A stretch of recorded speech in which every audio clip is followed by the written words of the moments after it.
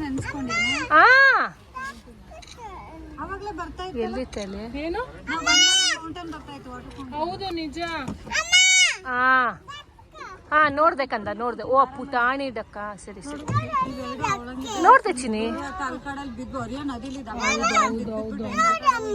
ಏನಿದೆ ಏನಿದೆ? ವಚನ್ ಸುಮ್ಮನೆ ಇರೋ. ಬೇಡ. ವಚನ್ ನೀತಿ.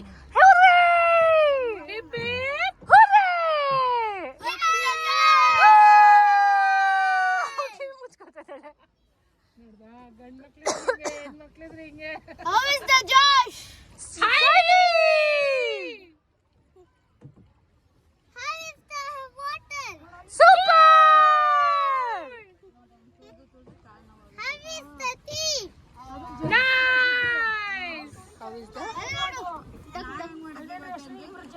ಹೌದೌದು.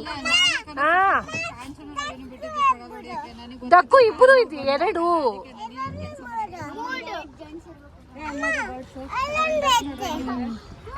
ನೋಡಿ ಚೆನ್ನಾಗಿದೆ.